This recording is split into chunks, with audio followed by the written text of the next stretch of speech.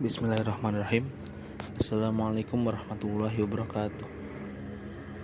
Perkenalkan, nama saya Muhammad Aksarifi Hidayat. Di sini saya akan menjelaskan imperialisme Barat dan kebangkitan kembali dunia Islam. Periode modern dalam sejarah Islam bermula dari tahun 1800 Masehi dan berlangsung sampai sekarang. Di awal periode ini, kondisi dunia Islam secara politis berada di bawah penetrasi kolonialisme. Menjelang pertengahan abad ke-19 Masehi, muncul suatu gerakan reformasi di dunia Islam yang meliputi Iran, Mesir, Syria, Lebanon, Afrika Utara, Turki, Afghanistan, dan India. Pada abad ini juga para reformator mengemukakan ide-ide dan teori-teori reformasi mereka. Gerakan-gerakan ini timbul setelah masa stagnasi yang panjang selama beberapa abad dan merupakan refleksi reaksi terhadap penjajahan politik, ekonomi, dan kultural Barat yang dikenal sebagai suatu kebangkitan atau kelahiran kembali dalam dunia Islam. Pada periode ini dimulai bermunculan pemikiran pembaharuan dalam Islam, yaitu timbulnya kesadaran di kalangan ulama bahwa banyak ajaran asing yang masuk dan diterima sebagai ajaran Islam. Yang kedua, pada periode ini pula Barat mendominasi dunia di bidang politik dan peradaban. Persentuhan dengan Barat menyadarkan tokoh-tokoh Islam akan ketinggalan mereka. Karena itu mereka berusaha bangkit dengan mencontoh Barat dalam masalah-masalah politik dan peradaban. Sebagaimana telah disebutkan, ketika tiga kerajaan besar Islam sedang mengalami kemunduran di abad ke-18, Eropa Barat mengalami kemajuan dengan pesat.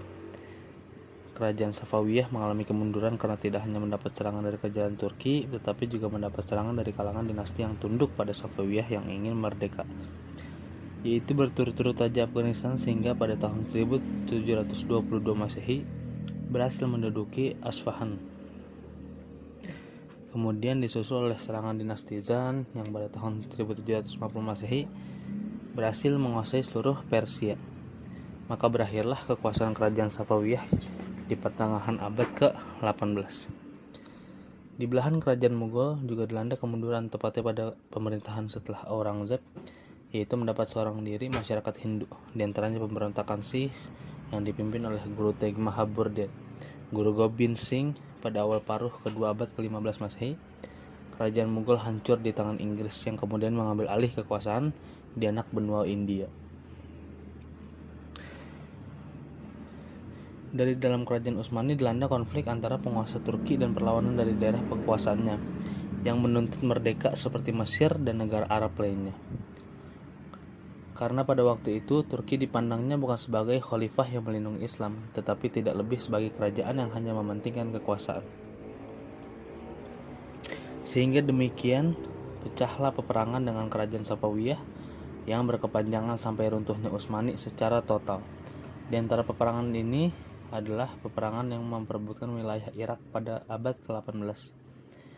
Ada yang berpendapat peperangan itu merupakan peperangan ideologis antara Sunni dan Syiah. Dengan demikian dapat disimpulkan bahwa kelemahan kerajaan-kerajaan Islam tersebut telah menyebabkan Eropa dapat menguasai penduduk dan menjajah negeri-negeri Islam dengan mudah. Baik, kali ini kita akan bahas Renaissance di Eropa. Pada awal kebangkitannya, Eropa menghadapi tantangan yang sangat berat karena ia harus berhadapan dengan kekuatan-kekuatan perang Islam yang sulit dikalahkan, terutama kerajaan Utsmani yang berpusat di Turki. Tidak ada jalan lain, mereka harus menembus lautan yang dianggap sebagai pembatas ruang gerak mereka. Setelah jalan laut melalui laut telah ditemukan oleh Christopher Columbus yang menemukan benua Amerika, dan Vasco da Gama menemukan jalan ke timur melalui Tanjung Harapan. Benua Amerika dan Kepulauan Hindia segera jatuh ke bawah kekuasaan Eropa, maka Eropa tidak lagi tergantung kepada jalur lama yang dikuasai umat Islam, sehingga perdagangan maju di Eropa. Perekonomian bangsa-bangsa Eropa semakin maju, bahkan kemajuan mereka telah melampaui kemajuan Islam yang sejak lama mengalami kemunduran. Negeri-negeri Islam yang pertama dapat dikuasai Barat adalah negeri Islam di Asia Tenggara dan di anak benua India. Yang kemudian negeri-negeri Islam di Timur Tengah yang berada di bawah kekuasaan kerajaan Utsmani, karena meskipun mengalami kemunduran, ia masih disegani dan dipandang masih cukup kuat untuk berhadapan dengan kekuatan militer Eropa waktu itu. Dengan jatuhnya kerajaan Mughal ke tangan Hindu, maka sempurnalah kemunduran dunia Islam. Sebaliknya dunia Barat makin kuat dan suka menerka dunia Islam. Sedangkan Islam sendiri saat itu terperangkap dalam kemewahan dan kekuasaan belaka sehingga lalai dalam mengembangkan kebudayaan dan peradabannya, serta menguasai ilmu pengetahuan dan teknologi. Karena itu, dapatlah dikatakan bahwa kekalahan dunia Islam pada zaman tiga kerajaan, di mana Islam mengabaikan pengembangan ilmu, pengetahuan, dan teknologi. Kita lanjut ke imperialisme Barat terhadap dunia Islam. Dengan melemahnya kekuatan politik dan militer Islam, maka lahirlah babak baru dalam sejarah dunia Islam, yaitu babak penjajahan Barat terhadap dunia Islam. India ketika berada pada masa pemerintahan Mughal adalah negeri yang kaya dengan hasil pertanian. Hal itu mengundang Eropa yang sedang mengalami kemajuan berdagang ke sana. Awal abad ke-17 Inggris dan Belanda mulai menginjakkan kaki di India tahun 1611. Inggris mendapat izin menanamkan modal dan tahun 1617 Belanda mendapatkan izin yang sama. Akhirnya pada tahun 1899 Masehi, Kesultanan Muslim Balochistan jatuh ke bawah kekuasaan Inggris yang memang sebelumnya telah diincarnya. Kerajaan Islam Malaka yang berdiri pada awal abad ke-15 di semenanjung Malaya yang strategis dan merupakan kerajaan Islam kedua di Asia Tenggara setelah Samudra Pasai ditaklukkan oleh Portugis tahun 1511 Masehi. Pada tahun 1521 Masehi, Spanyol datang ke Maluku dengan tujuan dagang. Spanyol berhasil menguasai Filipina, termasuk di dalamnya beberapa kerajaan Islam seperti Kesultanan Maguindanao, Kesultanan Buayan, dan Kesultanan Sulu. Bahkan pada abad ke-19 Masehi, Inggris menguasai seluruh Indonesia untuk jangka waktu yang tidak terlalu lama.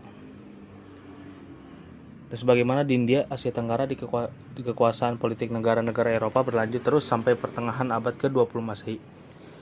Ketika negara-negara tersebut memerdekakan diri dari kekuasaan asing, ekspansi Barat ke Timur Tengah dimulai ketika Kerajaan Utsmani mengalami kemunduran, sementara Barat mengalami kemajuan di segala bidang, seperti perdagangan, ekonomi, industri, perang, dan teknologi militer. Meskipun demikian, nama besar Turki Utsmani masih disegani oleh Eropa Barat, sehingga mereka tidak melakukan penyerangan ke wilayah-wilayah kekuasaan kerajaan Islam. Namun, kekalahan besar kerajaan menyadarkan Barat bahwa kerajaan Utsmani telah mundur jauh sekali. Sejak itulah kerajaan Utsmani berulang kali mendapat serangan-serangan besar dari Barat. Dan kebangkitan kembali dunia Islam. Benturan-benturan antara Islam dan kekuatan Eropa telah menyadarkan umat Islam bahwa mereka memang jauh tertinggal dari Eropa. Yang pertama merasakan hal itu diantaranya Turki Utsmani, karena kerajaan itu yang pertama menghadapi kekuatan Eropa. Pada pertengahan abad ke-20, dunia Islam bangkit memerdekakan dirinya dari penjajahan Barat. Periode ini merupakan zaman kebangkitan kembali Islam setelah mengalami kemunduran di periode pertengahan. Dengan demikian, yang dimaksud dengan kebangkitan Islam adalah kristialisasi, kesadaran keimanan dalam membangun tatanan seluruh aspek kehidupan yang berdasar atau yang sesuai dengan prinsip Islam. Usaha untuk memulihkan kembali kekuatan Islam dikenal dengan sebutan gerakan pembaharuan. Pada periode ini mulai bermunculan pemikiran pembaharuan dalam Islam. Gerakan pembaharuan itu muncul karena dua hal. Yang pertama, timbulnya kesadaran kalangan ulama bahwa banyak ajaran asing yang masuk diterima sebagai ajaran Islam. Adapun gerakan-gerakan pembaharuan tersebut sebagai berikut: gerakan Wahabiyah yang dipelopori oleh Muhammad bin Abdul Wahhab, gerakan Syekh Waliullah di India, gerakan Sanusiyah di Afrika Utara yang dipimpin oleh Said Muhammad Sanusi Aljazair. Yang kedua, pada periode ini Barat mendominasi dunia di bidang politik dan peradaban. Persentuhan dengan Barat menyadarkan tokoh-tokoh Islam akan ketinggalan mereka. Karena itu mereka bangkit dengan contoh Barat dalam masalah-masalah politik.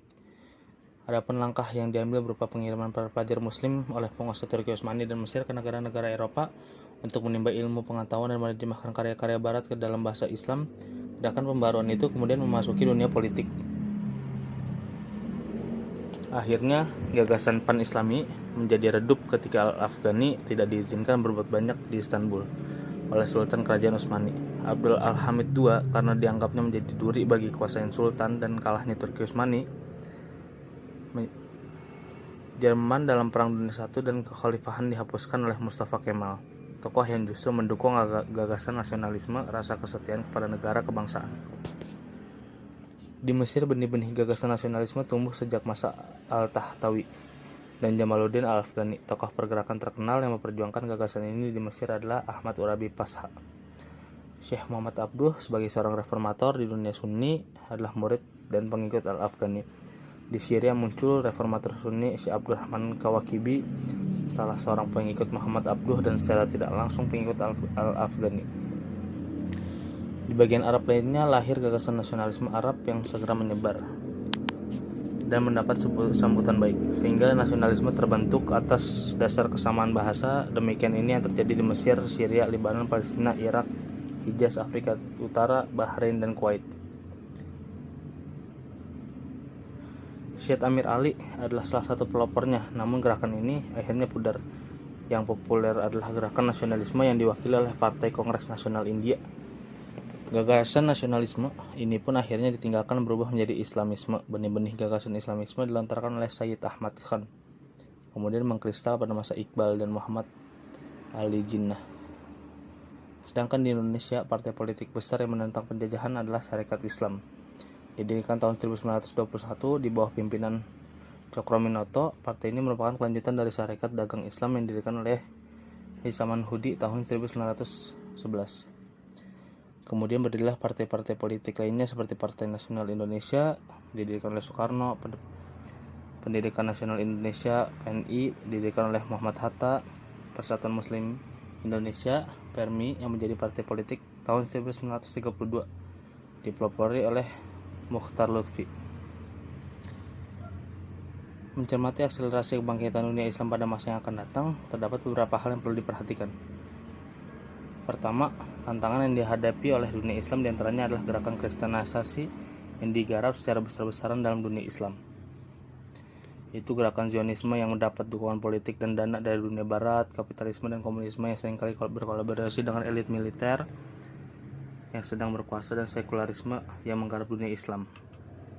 Gejala ini dapat dilihat dalam kebijakan negara yang memarginalkan kelompok elit agama dalam pemerintahan, dan dapat pula dilihat semakin banyaknya sarjana muslim IAIN ke dunia barat dengan harapan mendislimasikan masyarakat secara pemikirannya. Kemerdekaan negara-negara Islam dari penjajahan barat. Munculnya gagasan nasionalisme yang diikuti dengan berdirinya partai-partai politik merupakan modal utama umat Islam dalam perjuangannya. Untuk mewujudkan negara merdeka, dalam kenyataannya partai-partai itulah yang berjuang melepaskan diri dari kekuasaan penjajah.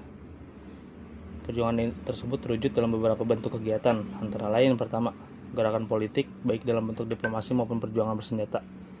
Kedua, pendidikan dan propaganda dalam rangka mempersiapkan masyarakat menyambut dan mengisi kemerdekaan.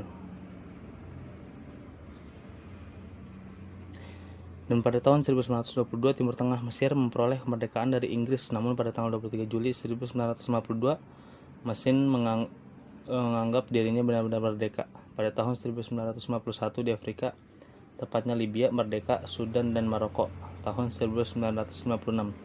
Aljazair tahun 1962, semuanya membebaskan diri dari Prancis dalam waktu yang hampir bersamaan. Yaman Utara, Yaman Selatan, dan Emirat Arab memperoleh kemerdekaannya pula di Asia Tenggara. Malaysia yang sangat itu termasuk Singapura mendapat kemerdekaan dari Inggris tahun 1957 dan Brunei Darussalam tahun 1944 Masehi. Demikianlah satu persatu negeri-negeri Islam memerdekakan diri dari penjajahan, bahkan beberapa di antaranya baru mendapat kemerdekaan pada tahun-tahun terakhir, seperti negara Islam yang dulunya bersatu dalam Uni Soviet, yaitu Uzbekistan, Turkmenia, Kirgistan, Kazakhstan, Tajikistan, dan Azerbaijan pada tahun 1992, dan Bosnia memerdekakan diri dari Yugoslavia pada tahun 1992.